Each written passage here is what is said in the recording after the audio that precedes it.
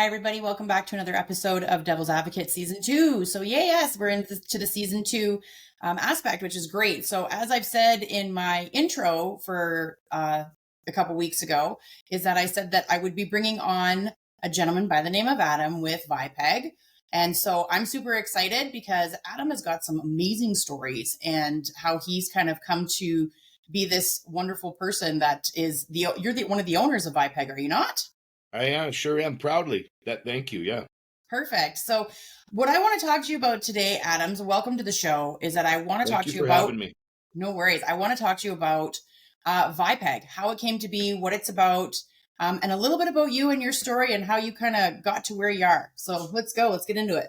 Really appreciate that, Lisa. And you will find that I do love to tell the story. And because what I want other people to see is you never know what you got in your hands. You don't know what kind of opportunity you do have.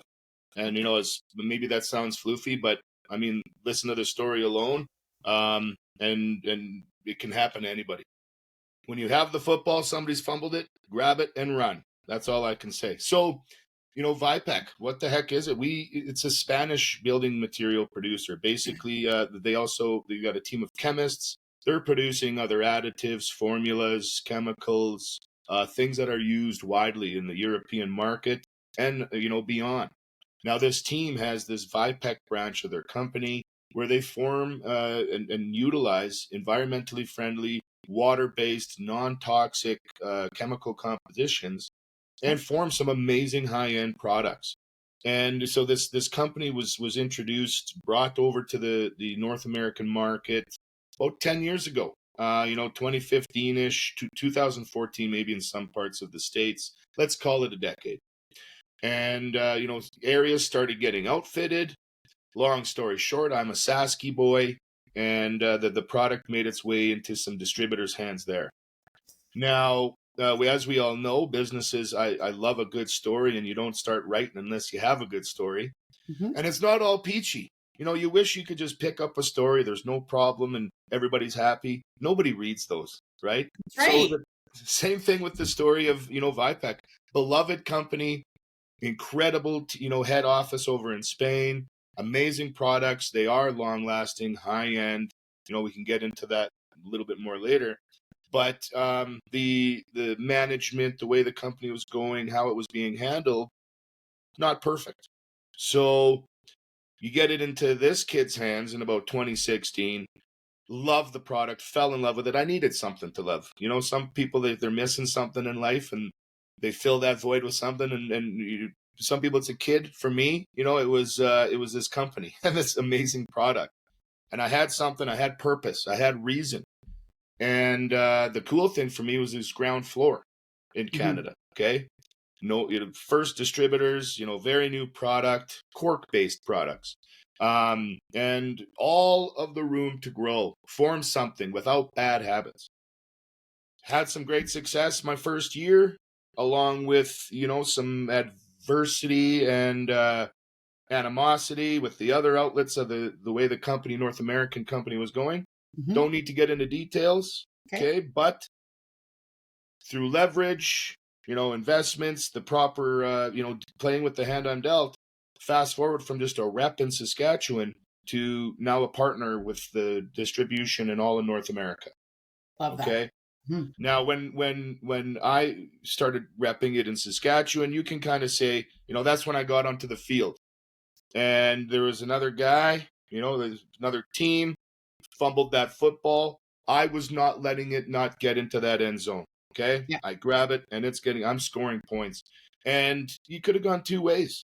Mm-hmm. A fella in my position could have just let Vipeg with its amazing product that should have been out there.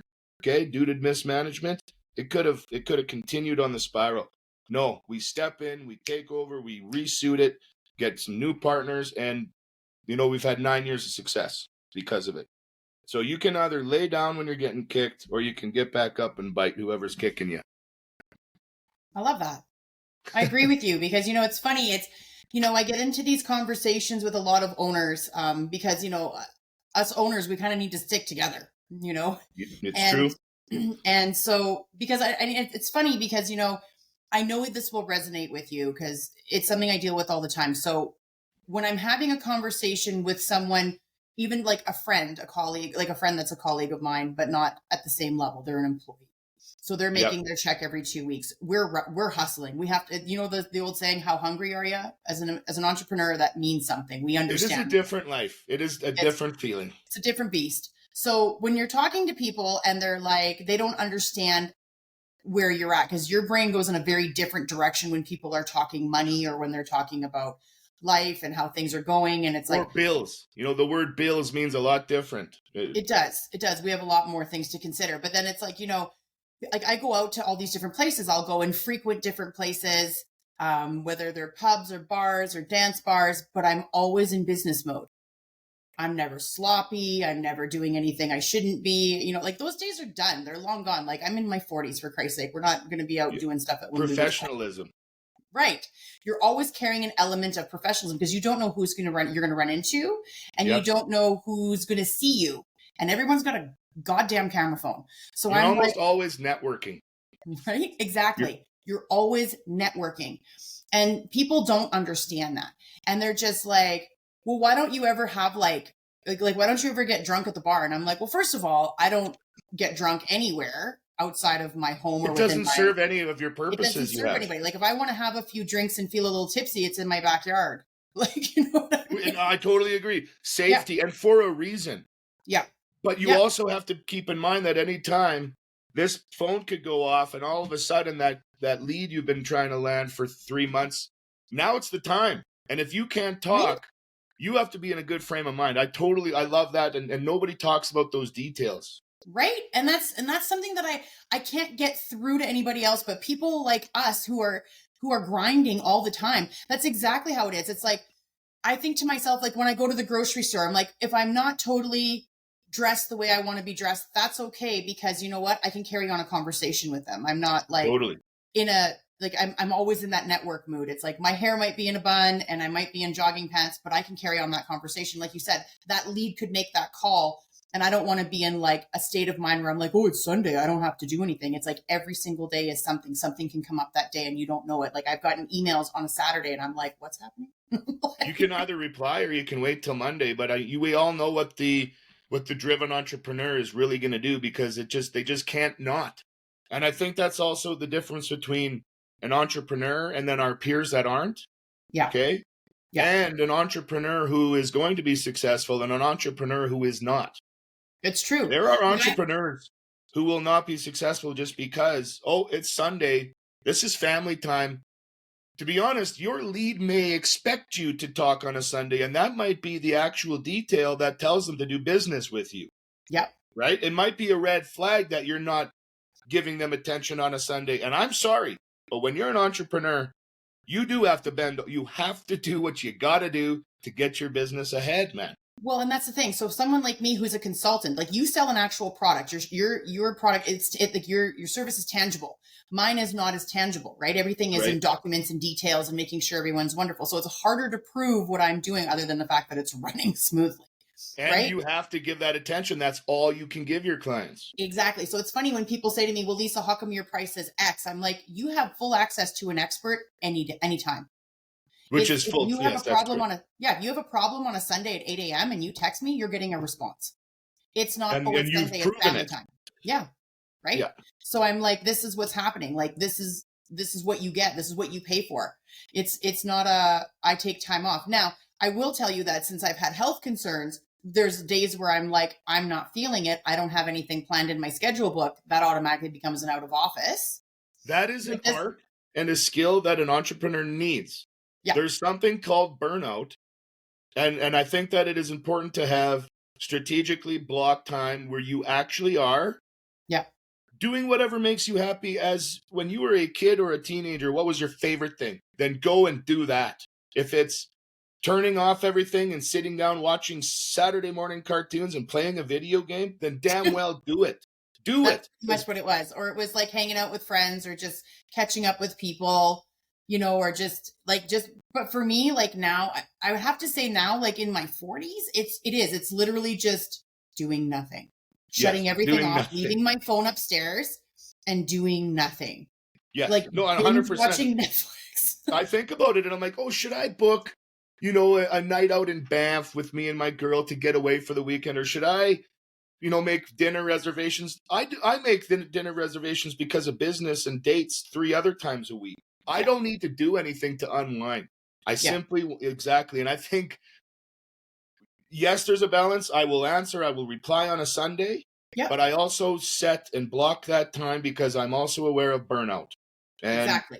yes. And that is the fine balance, right? It's like, I might be out of office, but if a client texts me, they'll get a response. At least a response. Yeah, they'll get a response. I don't give you an hour on a Sunday during dinner. I'm not going to give you an hour. Honestly, unless you tell me you're going to be sending me a fat check tomorrow and it depends on this hour, I will solve the riddle, send a reply, book a call the next day, but you're not going to get crickets. Okay. It's true. Like we are consistently on our toes as entrepreneurs. You are constantly problem solving and you are constantly prioritizing. Those are the two tasks that are guaranteed every day, every minute. It's true. What's the priority and what problem do I need to solve right now? I literally woke up the other day thinking about, and it was actually a positive thing because if I don't have a fire to fight, I don't have a business to run. I woke up thinking, okay, what fires to fight? And it doesn't have to be, it's not emergency fires. What tasks do I have to finish today, basically, in my mind? And sometimes they are a little bit escalated. And sometimes you have to talk a guy, off the ledge and smooth things over. That's part of life. And you got to have that skill. But at the end of the day, you need to block that time strategically and then still give that attention to who needs it. Yeah. And then if you don't have that underlying anxiety when you're not answering somebody back, you're unfortunately, I'm not saying it's good, but you're unfortunately probably not going to be the best at owning and running your own business. There needs to be that God-fearing that if I don't answer this person, I'm not going to get this deal. You need that urgency to a point where it's not giving you a heart murmur. That's right. And, and I think, and the one thing that I find that makes the difference now, because there's so much AI, there's so much, people pushing everything off, passing the buck. But I feel like when as owners, when you show up or when you respond, when you give that time, that customer service makes the difference. It does. Clients know when you're giving them attention or not, Lisa. And how many times a day could we pass the buck, as you say? I have a chief administrative officer who's also my partner in life in this room next to me in her own home office. Yeah. There's a number of tasks, daily. There's certain things she has to do, areas of ownership. But then there's things that just because of habit or I don't want to do them, let's pass it off. But then there's things, no, Adam, you should be doing that. You should send that response. You should make that phone call. And maybe you should actually be doing this research and development. Face it, we're an owner. We are where we are because of some sort of a skill. Okay. And remember that usually the best person at it is probably the visionary of the company. Now, you also have to take that. You need the integrator. And you need your employees and you need area of ownership. But don't forget that as the owner, as the star, as the head salesman, you should still get involved in some of those calls, at least if not to reinitiate some of those original feelings you had.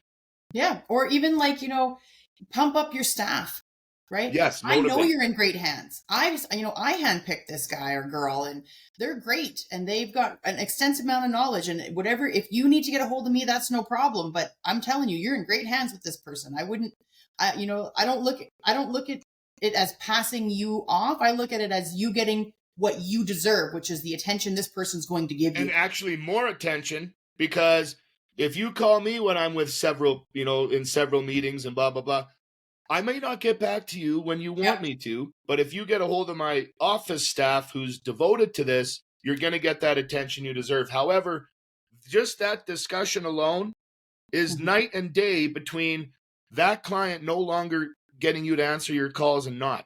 The explanation, them understanding that you may have a different teammate or different employee picking up your call. Yeah. Some people may not care. However, people are sentimental. So I believe newsletters, client culture, sending out, if you are changing your point of contact in a company, Send a newsletter to everybody in your CRM, letting them know. Yeah. Because then all of a sudden they don't feel, well, Adam used to take my calls, and every time I had a question, I was talking to Adam. Well, I've got people in my team that can answer those questions validly better than myself and with more attention now. However, there are people who just want to talk to Papa Adam. Okay, that's we joke around about it. But if they simply just understand that they're going to get better info, maybe quicker info from my team who I'm motivating and I'm training, that's the difference between them accepting, a discussion with that other person and not. Because believe you me, human beings, no matter how manly and tough they are, they still get sentimental and they will still take things personal. It's a possibility. 100%. And, I'm going to say it because, it's one of those things that not everybody pays attention to, but the generational gaps do play a big part. If you are baby boomer, Gen X, and older millennial, you have a sense of trust and loyalty, and you want to talk to that same person. You don't want to go through 5 people at the bank. True. Especially when you're dealing with money and you're dealing with large amounts, you want to deal with the person you started with because you put your trust in them and they took the time to explain things to you. So when you have to pass it off to a teammate because you've done the initial the initial point of contact and explained it and whatnot, and this is the person that's going to get them to the finish line, and you explain, I'm the person that comes in and helps get you comfortable with what your purchase is because I want to make sure you're making the right purchase so you don't have buyer's remorse, and we go over all of those things. But then now after that, now this person is going to get you to that finish line. They know just as much as me. But that's the other thing I always tell people, bring that person with you. So they see them. So they feel like they're part of that team aspect so that when the person sees, it's like, oh yeah, you were at the meeting. I remember you. And then there's not, there's an easier disconnect for you to walk kind of like exit stage left. And they're like, oh, it's okay. We got, we got I like Brian. that. And the actual gentle, but direct engagement and introduction. Right. It's a warm introduction. Yeah. I think it goes a long way. And it's an art. Sales is an art, man. It's not about what you're selling. It's how you're selling it. I agree. I think that a lot of people get mixed up with sales and marketing. I'm like, it's 2 different things.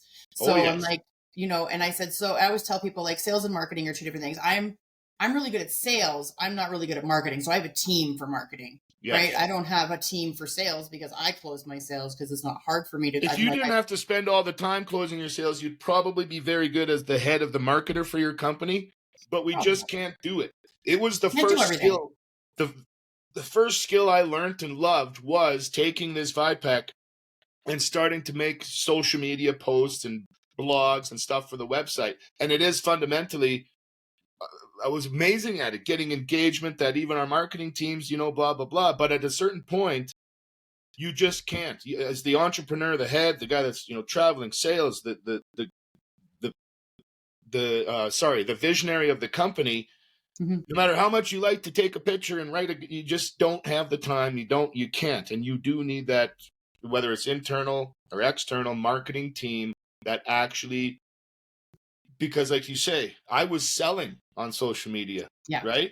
Yeah. Now it has to intertwine. Well, somebody's out there having a face-to-face selling. Yeah. The person they're selling to is listening here, but after the meeting, they're going to look at the marketing. And the message needs to be consistent and it needs to appeal to what they just learned. Yeah. So that's where the marketing team comes in handy to join those 2. I agree. So here's the thing. So because my podcast is Trades Edition and it is Devil's Advocate, so I'm gonna play a little Devil's Advocate with you a little bit. I'm gonna give you a hard time. Now you talk that you really support the Vipeg product, and it is a cork product, and it is an exterior product. And I went and looked into it, and so this was my thing, and I've been bugging your people to send me stuff over because when you and I originally first met with the Calgary Renovation and Contractors Association with Elaine, and Elaine is amazing. She's quite the firecracker. I just love her. Yeah. And so you guys are members with them, correct? Surely are, yeah. And you've invested a lot of time doing demonstrations. You love doing demos and having people come out to your shop and show them how the product works and that it is a good and sturdy and durable product. Now, we had that massive hailstorm, and I was like, is there anything in Alberta that you guys have done that had this hailstorm hit it? And I believe what came back was no. That So nothing. directly in just the areas that we have demos in Calgary, they weren't the areas that got pounded. However, we've been like, my first area was Saskatchewan, and in southeast Saskatchewan, it's a place called Estevan and Carlisle. If you jump on the internet, they are pounded by hail and wind often. Okay, now crazy wind compared to that plays a huge effect on, we're doing roofs, we're spraying our product over shingles and they're not lifting, things like that. But we do specifically have projects in that Estevan area and other parts of Saskatchewan, and I have testimony for 9 years now, not one issue with any house that's got hail on it. Now, one house specifically, I remember getting texts from the homeowner during the first hailstorm saying, Adam, here we are. We're getting a great test. Passed, A++, zero damage. Now, we actually, it's impact resistant. Cork, it is fundamentally a cork-based product with a proprietary resin that mimics those properties of cork. So yes, I told you when we first started talking, Lisa, you can hit our product with a hammer. I'll have you to my office. I'll throw rocks against it. I get it. That's not hail. And we have some insane hail. I mean, just to touch on what Lisa's saying here, $4 billion plus worth of hail damage in this city alone in the last, 4 years because of the two big storms? Insanity. And because of that, insurance companies are going to stop covering, I won't say exactly what it is, but a certain exterior product that is extremely popular around here. There are certain insurance companies that will no longer cover it. Now, that's going to give us a little bit of a leeway. We are forwarding our impact rating. We are getting more certification through Intertech for that meaning, or for that agenda. Okay. And I can't wait. Unfortunately, yes, it sucks to have the hail and people getting their, damaged property. But inevitably in Calgary, as our demos are growing, substantially, we will have houses here that are hit with hail, and I will be out there with my helmet on taking video of it. Honestly, it is exciting. I'm talking billions of dollars of damage in 20 minutes. Oh, I know. Because of the products that are being used. So let me ask you a question, just because I'll say it. Is the dirty word vinyl? Oh man, it's a dirty word. But let's put a flame accelerator, brittle. If anything ever did melt it or started on fire, breathing it in is the most horrendous thing you could think about. Yeah. I'm glad you brought it up because. Well, no, I got to ask you. So then, someone like me, so my house does have vinyl. I bought it with vinyl on it. I've been looking at changing it over to hardy board. Great. But then at the same time, I'm like, because Vipeg can go onto a vinyl, does it not? Vipeg, unfortunately, we do retrofit everything but vinyl. Which kind, we wish, because the very good thing about our product is we eliminate a lot of time and cost by being able to spray what you have on your wall. Yeah. However, not vinyl, which is the one thing we really want to retrofit. However, we do have an easy system, multiple systems based on your budget to remove the vinyl, reinstall either an EFIS or a traditional stucco system, and then we finish it with our cork. And you will get that. That sounds expensive, though. Well, do you have any idea what your hardy board is priced at a square foot? I do. I'm a construction consultant. I know exactly. Of course you do. So it's honestly I'm talking about it for people that are looking to do something like that. They're like, holy shit, vinyl isn't the way anymore, and I got to do something else. I know how much stucco is. I know how much hardy is. And then you go and put in a stucco system and then put on a Vipeg. So if we're doing the comparison and contrast of it, is it more than hardy board? Is it more than actually get it to be right on par with acrylic stucco? Okay. Yeah. So it's an acrylic stucco plus the Vipeg, and then would be the same as if I was to install hardy. You got it. And the thing about it, we just need to compare apples to apples. This is going to fade slower, perform much better, and last longer than any acrylic system. Hardy, no problem. You know, it's not vinyl and it's not acrylic. It's not cracking. It's not flaking. It's also not a fuel accelerant. Now, just so people are aware, though, and I have end users telling me now in home Yeah. shows, Hardy board is better than some. However, if you look at the fine print, there's constant maintenance to actually maintain your warranty. You get a warranty on Hardy board, but there's painting involved, there's caulking involved, and there's upkeep. With cork, 15-year warranty. You don't have to caulk or paint it. Okay? Like there's a lot of differences when you're looking at the aftercare and the longevity of these products. And the beautiful thing is we will be on par, I'm sure, with the removal of that and the installation of Hardy board. We'll be able to match that, compete with that price-wise. Well, that's good to know. I mean, here's the thing. So I'm out in Airdrie, and Airdrie has it's so funny. So if you live in Airdrie, you know what the wind is like out here. It is insane. Like people in Calgary don't understand how bad the wind is in Airdrie. Like it's like 3 times. I would agree with you, and I wouldn't know, but you're talking to a Sasky boy here, and it's wind is just the. Well, Calgary's in a valley, right? We're not in the valley. Calgary's in the valley. Even though we're 20 minutes outside of Calgary, we're exposed. We're not in this little tiny valley, right? So it's like, and don't get me wrong, Calgary still gets, they still get the precipitation, but it's almost never do we have a tornado. We're open to a tornado. They're not. It's totally true. Calgary it's got its own, it's its own little world, and I can see that Airdrie is almost, Airdrie reminds me of like an Estevan. That place I was telling you about in Sask, it's probably got 60-kilometer-an-hour winds right now. It's insane. And so, I'm sitting there and I'm like, my mom's so cute. When I moved to Airdrie, she was like, "Oh, I'm going to buy you these little wind catchers." I'm like, "The hell you are. Those things will go flying off and that'll be the end of it. It'll be like, it'll end up in someone's window and I'll have to pay for it." Like, you'll be damaging everything around you. And even so I have a trampoline for the kids outside. So funny because every year when the wind picks up, someone's trampoline is somewhere else. So they're like a big kite. It's insane. So I remember when my mom got the kids a trampoline and I'm just sitting there and I'm like, oh my God. So I bought weighted system for the trampoline. So the trampoline is not 200 pounds. The trampoline is 1,000 pounds because of a weighted system. No messing around. I had to. I don't want my trampoline going flying into my neighbor's yard. So, or down the road. Or even your own, windows, your own backyard. Yeah. Right? It is an actual liability when it's windy. 100%. And I have a basketball net that's weighed down by sand. Like everything has got hundreds to thousands of pounds weighing it down because I don't need it going flying somewhere. And I'm like, that's literally what happens to me is the wind picks up and I'm like looking out the window. Is the trampoline still there? Is the trampoline still there? It's insane. You can hear it, so it doesn't really, you know what I'm saying? It's there, it's apparent. Yeah. Oh, well, and it feels like and if you ask anybody from Airdrie, they'll tell you, they're like, especially if they live in a 2-story, you think your roof's going to come off. Like you're just waiting. Well, and that's what I was wondering is siding getting blown off all the time, siding and trim and even shingles? Probably. I'm sure that it is. Probably.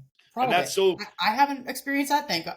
I don't want to. I mean, you probably have a very, integral house, a lot of structural integrity. That's another thing that they started doing, specifically in that area in Estevan, is spraying roofs and shingles. Okay, that's not to fix the roof, but when you spray it with our product, now it's preserving those shingles. It's still allowing everything to breathe properly, impact resistant. But it's actually stopping those shingles from ever lifting and peeling them. You'll get another 20 years out of them. Okay, but we still need a ventilation aspect, even though there's ventilation aspects on the roof itself, but don't the shingles themselves, because of the way they're placed our cork is breathable. Okay. So we on a wall, that's a beautiful thing and something good to talk about.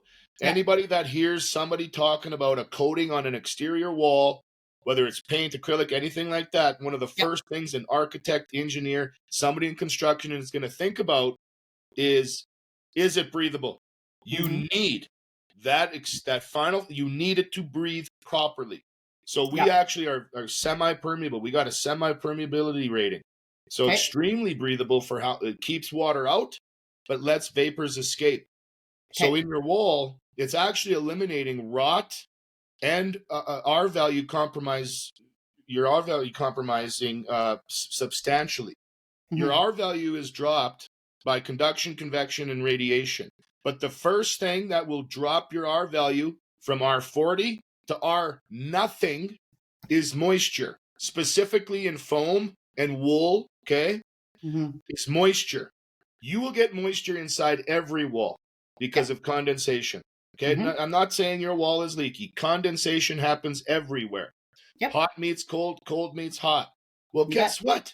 We have a very great K value, which shows thermal conductivity rating. Hot meets cold a lot slower, a lot less energy is traveling through your wall. Okay. Instantly, less condensation. Okay, that is proven. Now, compare team that up with the fact that we are breathable just like cork in a wine bottle. Okay. So, and guess what, Lisa? This is incredible. There's something called suberin in all plant life. It's the Okay. substance, it's a waxy fatty acid that helps the trees, plants, plant life, vegetation Yep. regulate its temperature. Suberin is vastly produced naturally in a cork tree. So it's the fatty acid responsible for allowing cork to be rot resistant. I have Hmm. zero mold growth in my lab tests. Okay. That's Cork good. is rot resistant because of that fatty acid. This fatty acid is also Mhm. allowing the cork insulation value, Yep. which off of the tree, cork has an R value of 4 per inch. It's Okay. quite insane naturally. It actually holds that R value when wet. It's one of the only substances on earth that does so. Absolutely insane. Yeah. So we're eliminating condensation, we're allowing the vapors to escape, and we're holding those robust properties during that entire process. Hmm. You know that old saying, if it sounds too good to be true, maybe it is.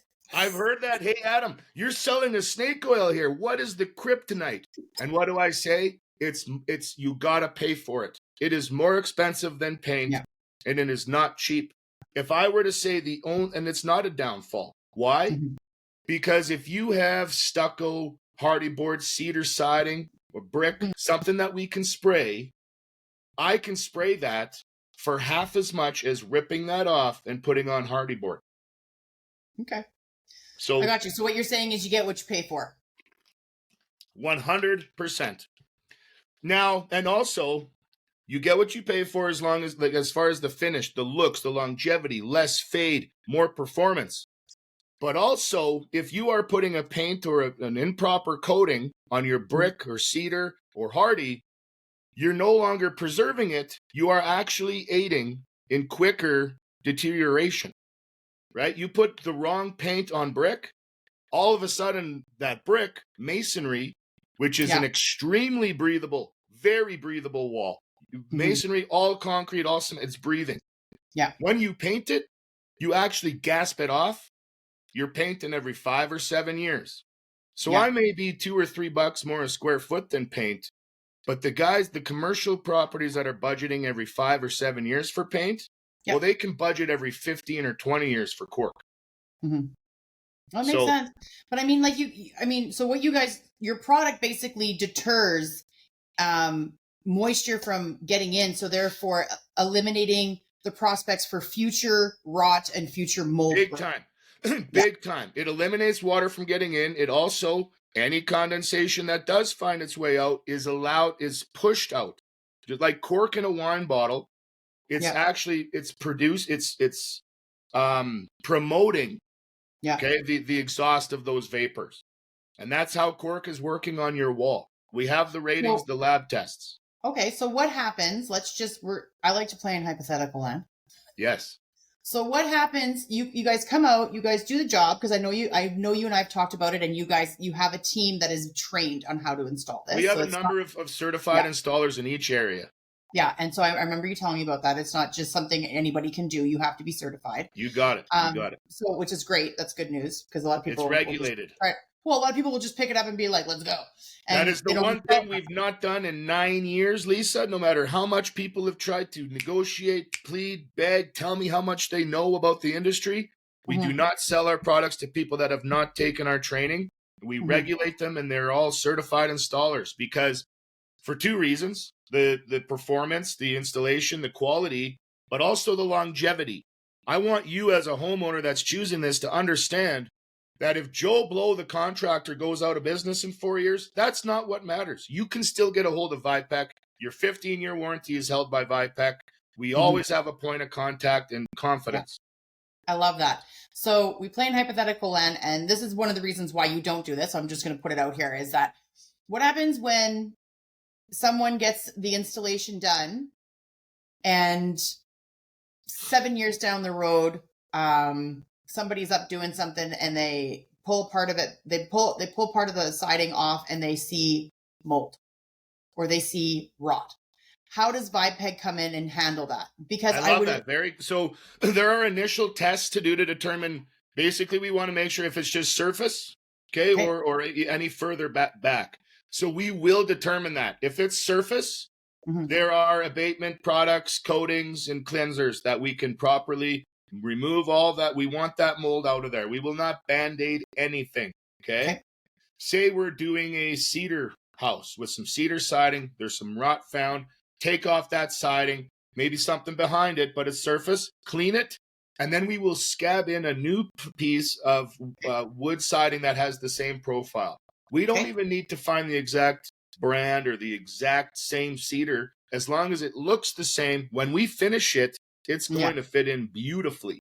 So we will abate, we will remediate, we will remove anything that is rotten or, just too far gone to spray. And until, if we can't, obviously if it's surface, you can clean it. I just had an insurance claim in my house because my fridge was leaking.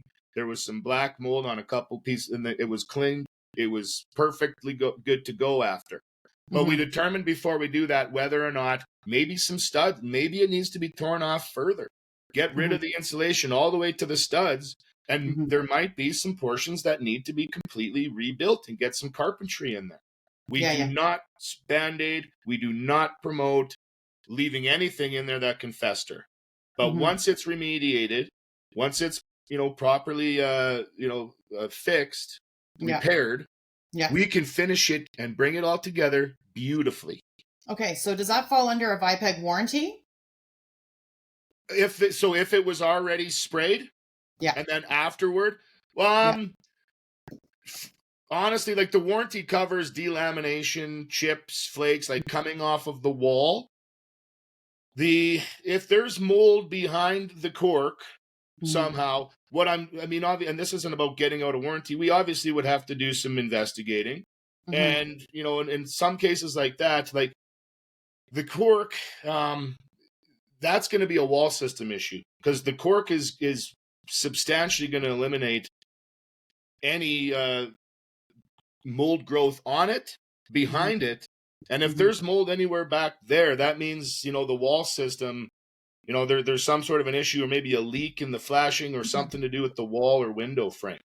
So I'm gonna tell you what I hear, okay? So what I'm hearing from you is that the product has spoken for itself so well that it would be almost kind of a new surprise if something like that happened. So the investigation would most likely deem that either there was an installation error, or there was a delamination, or this was already an event that had already occurred. That's exactly where I was going with that. And that's not about, okay, if it's an installation error, we still don't just say, hey, installer, you screwed up, go fix this, you're completely liable. No, we work with them. We say, let's investigate this. This is where we believe the failure occurred. You're going to have to, do some ripping and tearing. Determine this. If it's an installation error, I will still provide the product. Okay. And that's how we work with our installers. I don't want people to be out $5,000. If they go, they're willing to spend the time and the energy to determine what's going on. Get in there, do some repairs, and finish it again with thermal cork shield. Well, it's only going to take a pail. You know what I'm saying? It's not going to take much product. So we work with our installers, although it might not be our liability. However, I've never ran into that. That's not saying it couldn't. It would be everything can happen, Lisa, and that's what keeps us good business owners. You got to be ready for it. I'm telling you, that sort of detail would be determined, fixed before we spray it, or it's something blind. Like I say, a Yeah. window was installed 30 years ago. Mhm. Something's failed with the flashing, and moisture's getting where it shouldn't be. That's not a warranty for anybody. The window, the flashing, the wall, the cork. Mhm. But would we still work with that client to come to an extremely fair arrangement to make sure that they're fixed up? Yes. And that's, I think, where Vipec is a little Okay. different. That's fair. So because of my position. So I Yes. stand on the side of the owners that are the stakeholders and taking people like you and saying, okay, we want Vipeg to do our building, or we want Vipeg to do our house. And I'm the person that brings you to them and says, this is who you're going to deal with. This is the product. This is how it goes, blah, blah, blah. I get all the information and everyone meets each other. So what I do is I'm there to protect them. So then I say, hey, Adam, this house is, 25 years old. It's had vinyl on it forever. We're going to remove the vinyl.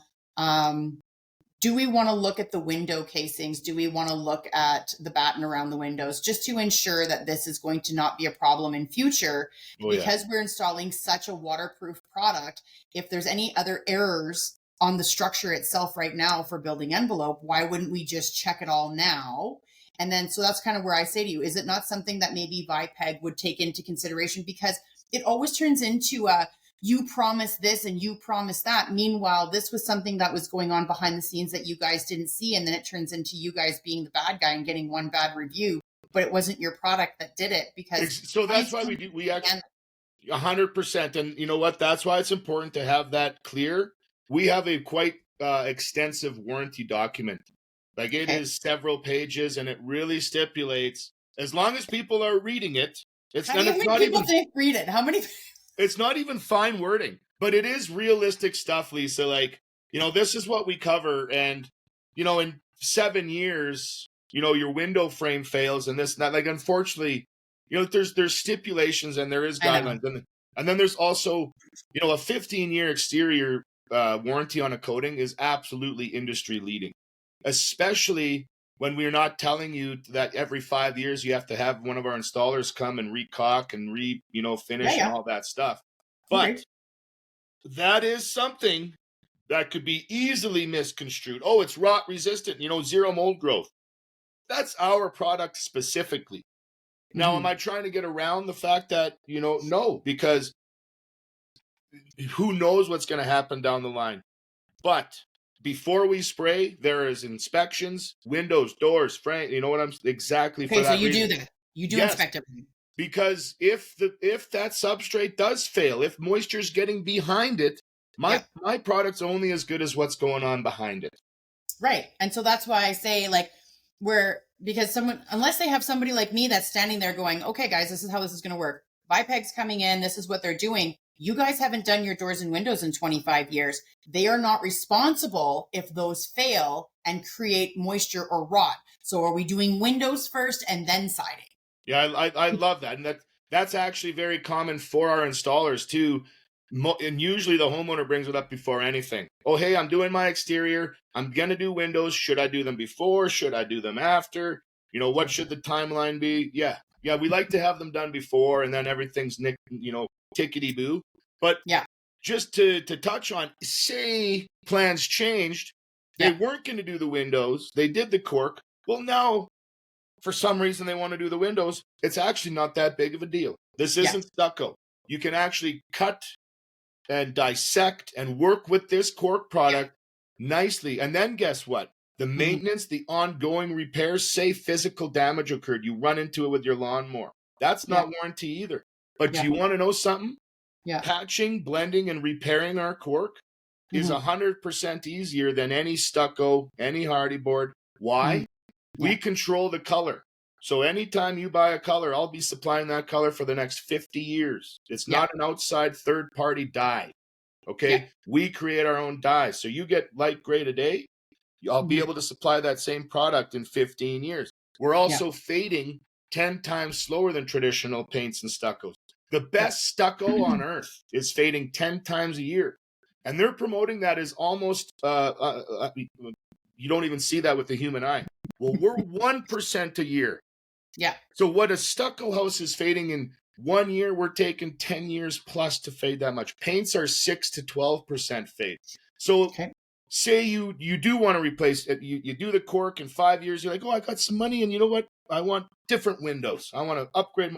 It's really not that detrimental, because you can, Mhm. even if the windows aren't the same size, you cut this stuff and we can spray it right back up to that window very easily. It's going to match. It's going to blend. It's going to be the same Mhm. texture. But that's usually where this is why I always want to I go after the contractors for this, is because I want you guys to be clear, because you guys are the easiest scapegoat for any owner to be like, you didn't say this and you didn't say that and you promised this and you promised that, because they're not getting all the information, either A, from the contractor, or from the supplier. But a lot of times the supplier's not their job to give them all of the ins and outs of how their house works. That's why people like And me we also exist. have Like, to kind of be we do upgrade. careful. If we Well, start yeah. consulting, then the supplier, all of a sudden, it's our fault that a house failed that I haven't even seen. Well, that's what I'm saying. But what I'm saying to you is that you guys have these slogans that are like, this is what is, because you believe in the product, and because it's been tried and true on multiple Totally. different areas within Canada, and a lot of, from what I understand, North America and in Spain and whatnot, right? So it's Yep. international, and it's a tried and true product in multiple climates. But so you can have these slogans and know that you can stand behind them because they're legitimate, 100%. and there's truth to them. But my Lisa, point we is had a that 10-year people, warranty to start. And because yeah, of performance, longevity over in Europe and other areas, Spain themselves, head office, upped that to 15. yeah. And I think that that's all great. I think what you guys are doing is great. And I'm even like sitting here going, do I go to Hardy or do I go and give this a try? Because I'm in Airdrie, and he claims Well, this. So because of who maybe, you are, you would get we would do some crazy demo work together. Product would be great pricing and everything else. I would love to explore that. And another thing that, I love where you went with that. And the other thing Mhm. that really sets us apart is our standard operating procedures, Yeah, is the prep and the inspection done before you spray cork. Okay. yeah, Everybody, we have a culture. Everybody involved with Vipec, the installers, like, we eat, live, bleed. We love Vipec. We love the thermal cork shield. It's a yeah. different niche product. And these guys want to do good. So our certification, it's, 2 to 3 days. The first day is Yeah. like 8 to 10 hours in a classroom setting, Lisa. Okay. And we go through building theory, wall Okay. envelope systems, building code. And I'm telling you, 70% of the contractors that are going to buy stuff at Home Depot today, they don't have any idea what the building code is, what wall system should be, what breathability means, what rain screen is, any of that stuff. So when somebody's coming to do the quote for a Vipec thermal cork shield system, we are looking at the walls, the rot, areas of full repair, what has to be done before we spray cork, because we don't Mhm. want to be stressing out and losing sleep when somebody drives off that site, because we have a Mhm. lot more than a tailgate warranty or a tail light warranty. Yeah, no, I agree. And I mean, like, if you and I decide to do something on my house, I need to get my windows checked out first, because my house has been standing for, Good I don't know, stuff. like 15 years or something like that. Who knows? But I got to double check. I think it's about 15 years my house has been standing. But regardless, I mean, for me, I'm going to be like your biggest critic or cheerleader, depending on how everything goes, I right? Because know, I'm not going to, yeah, and I'm not, that's okay. I'm not, right? I'm like the person that, reviews something, but I'm going to be honest about it. And if it's something that I'm like, hey, this is great, I am the biggest cheerleader. And that's what makes companies really successful, is when they have cheerleaders. It doesn't matter It's how much marketing you have. It's your cheerleaders that are like, oh my God, I have this product. It's amazing. I would never go anywhere else. Customer service is great. They walk through everything. And these are all great things. Now, I will tell you, you did say that it doesn't, the R factor doesn't get removed. So even if it gets wet, the R factor is still intact. Is that correct? So the insulation factor, and we are Right. rated with a K value. So Okay. K, and we're an eighth of an inch. So, and then, what I've really started to compare with people, because it's people want an R value. Okay, Yeah. but we're at about 3 mils, about an eighth of an inch. Mm-hmm. And we have a very substantial K value. And for those that don't Okay. know, to be considered a thermal insulating product, you need a K value of 0.1 or less. Okay, lower Okay. is better. K Okay. value is actually used to determine R value. It's virtually K value and thickness. Okay. Mm-hmm. Now, K value at an eighth of an inch is 0.058 with our thermal cork shield, which is substantially lower than 0.1. So boom, that instantly covers us as an insulating product. Times that by the fact that or multiply that with the fact that there's suberin in it, which will allow it to continue to insulate even when wet, even if there's moisture involved. Okay. Now, to put it into terms that somebody's going to understand, what the heck is a K value? Take the best spray foam on earth, okay, yep. R7 or R8 an inch, divide that by 8, and tell me what kind of R value does it have. We're going on at an eighth of an inch, okay? So nothing at an eighth of an inch is going to have a very robust R value. But what we can achieve is a K value, which is a thermal conductivity rating. We call it a thermal break. And every insulation, system should have a thermal break right against the exposed element. So to insulate from the outside is the best way before it can penetrate your wall. And that thermal break aids in assisting the thermal barrier, which is your R30, R40 kind of thing. Yep. So it's all that science coming together. It is a proven fact. Okay. And I mean, like I said, our cork does have an R value of 4 per inch naturally right off the tree, which is, gotta love that. So, but it's very important for people. I'm not trying to replace R value. This product is simply trying to allow it to actually perform where it should. Well, I think that's great. I think what you guys are doing is amazing. And the fact that you picked it up and that you're from Saskatchewan, I always love listening to people because I stream everywhere. And so I love when people are not from Canada and they try to say Saskatchewan. And then we have our little term for it. Like I don't ever say Saskatchewan. I say Saskatchebush.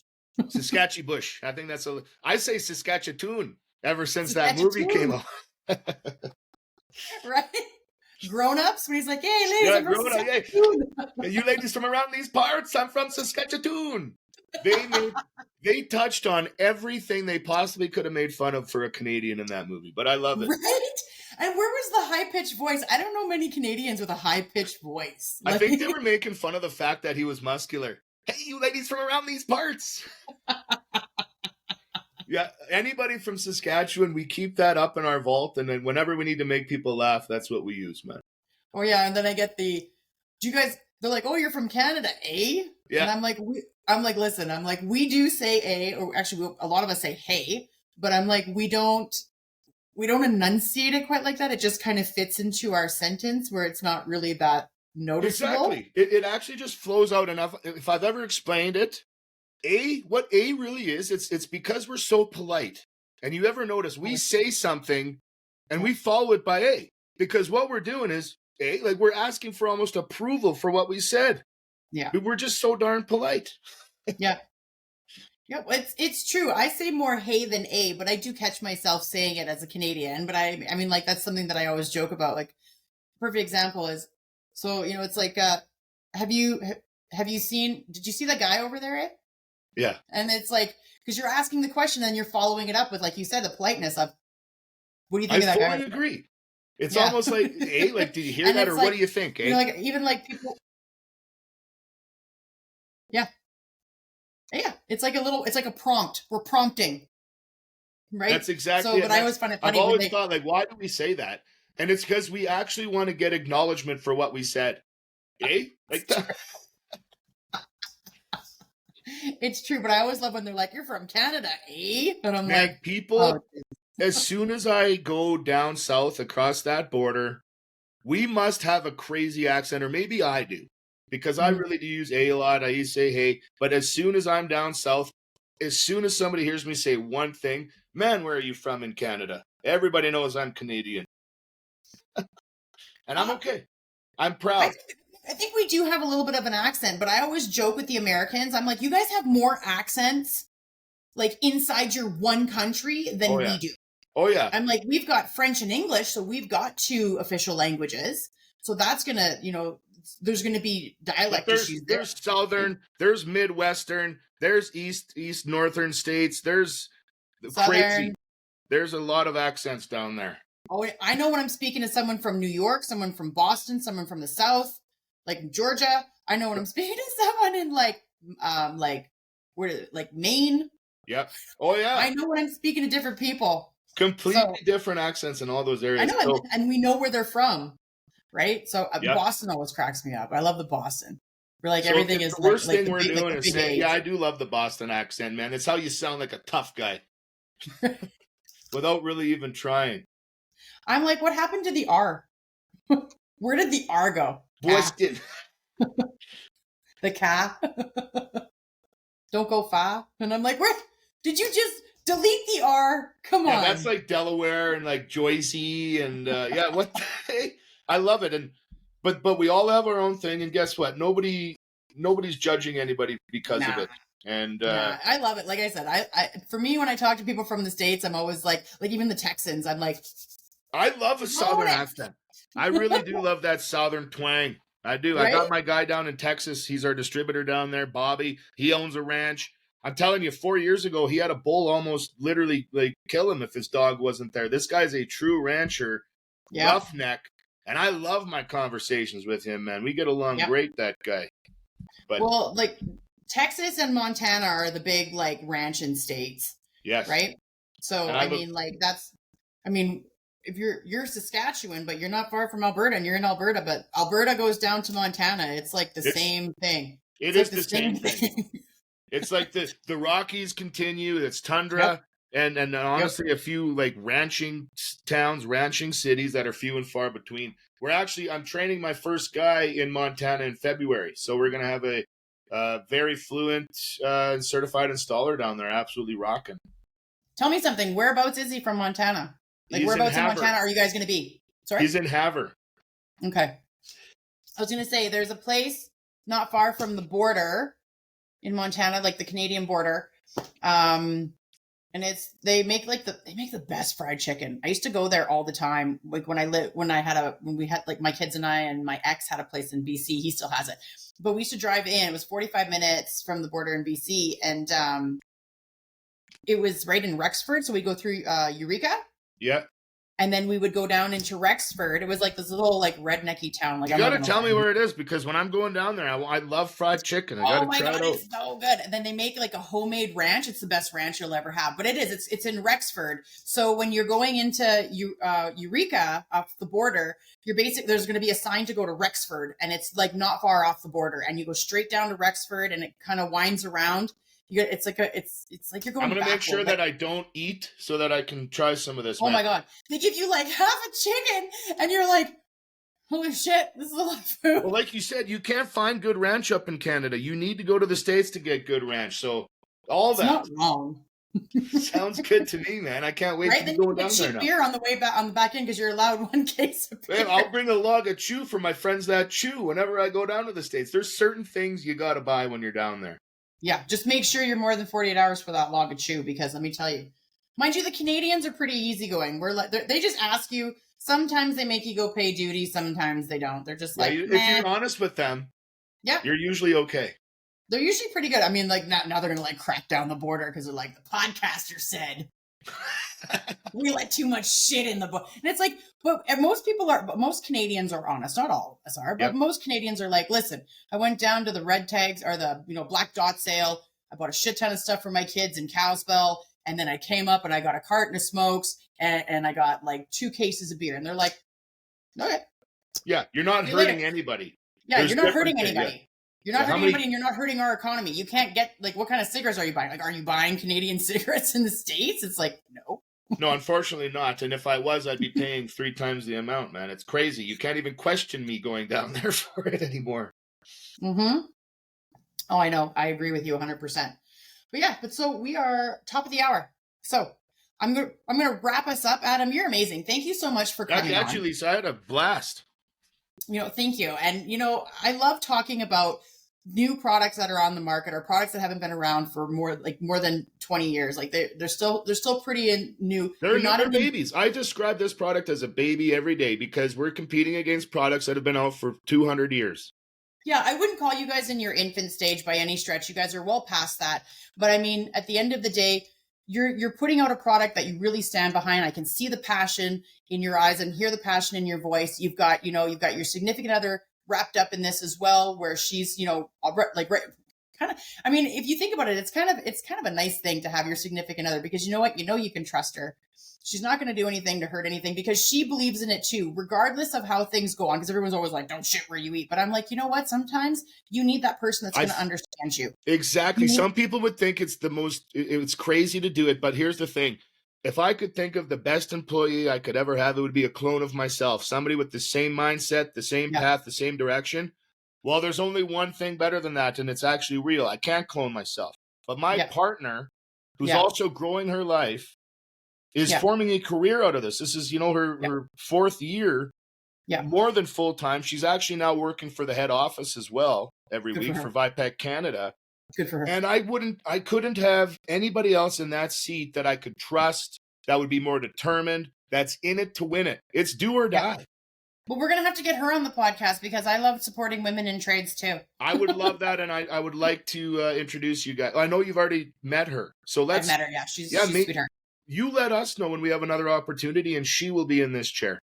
Yeah, absolutely. Well, you guys all you got to do is you have my link. So all she got to do is click in and click the link to book herself in whenever she wants. I mean, she's got 200 and some days to pick from. So she can pick Lisa. I will honestly talk to her about she wants, and come on and have a conversation, because that's also building her career. And some people will say, because there's two different types of women in trades. There's women who are, all about, because I mean, people are people, right? So it doesn't matter what your gender is, but there are women who are in it to win it, and they want to do right by by the product, by themselves, and continue to succeed and grow, regardless of whether how they started, if they're still with that person or not. They're not going to hurt anybody, because they want to continue to see it flourish. And people can work side by side without the trivial drama and bullshit. But then there's people that can go through it together. And I love having that sounding board, because myself and my significant, we had worked together at one point, and my ex and I had worked together at one point. And so sometimes it's nice to come home and be able to have those conversations and get that kind of frustration out. And actually really get it on the same page, understanding those frustrations, like you said. Exactly. And just, having that sounding board, and then, be able to kind of wipe it away. Not everyone can, but then just wipe it away and continue on just doing what you're doing, because you've had that conversation, and you don't have to over explain yourself to someone who doesn't understand. Exactly. So just oh, sorry, you had a bad day. And you're like, well, and you know what, when we started this conversation as, what is being an entrepreneur and taking breaks and being able to maybe even separate blocking time. But, that's just, I'm never going to be able to, I never stop working anyway. So how could you work with your significant other? And do you guys ever get to turn the work off? It's I'm not going to anyways. So it's actually nice that if I want to vent about something at 9 at night, we're actually both venting about it. And we've both drank the Vipeg Kool-Aid, and we're both on the same page. And actually, if it wasn't that case, maybe my partner would be sick of hearing about Vipeg. Yeah. I think what we need to say is, it's not that we don't take breaks, it's that our breaks look different. That's it. That's really what it is. I am very selfish. I take care of myself. I do. But I'm still very productive. Yeah, that's my point. Our breaks look different, right? Yeah. I can be sitting on the couch watching Netflix, and my phone could be upstairs, but if it dings or rings a certain way, I'm on my way up and I'm looking at it and I'm responding within a time. And you can respond in 2 minutes. You can send an email back and actually be extremely productive and set something up for the next week that's going to make you some money. That's all it takes. Yeah, and that's it, right? So it's people who are like, nope, shut down, nothing. I'm like, I would love to do that. That's not how my brain works, and it's not how business works for someone who's running their own firm, right? That's right. It is what it is. But anyways, thank you so much for being on the show with me.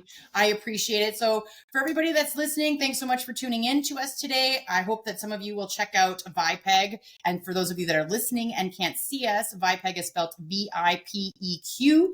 Adam Schaefer is one of the owners of the company, and he is amazing. So thank you, Lisa. Check out no worries. Check out the product. If you guys have any further questions, you can email me directly at lisa@lpmenterprises.net, and we will definitely check with you. Or you guys can email Adam. What's your email, Adam? Adam@vipec.ca. Perfect. So if you guys have any further questions about it, then you guys can check it out and give him a quick email and figure out all that. I'd love to talk to anybody if they're looking for more info. Yeah, and Adam and his partner, great. What's your significant's name? Taylor. So Taylor's the other side of that. So if you'd rather speak to Taylor, then I'm sure it's the same thing, right? It's Office, Taylor.Vipeg. office at vipec.ca. She runs the office. She runs the whole thing. Yeah, pretty Perfect. much. Okay, well, we'll catch you guys next week. Have a great day and a great Thanks for week. tuning in. Thank you, Lisa. No worries, and make safe choices.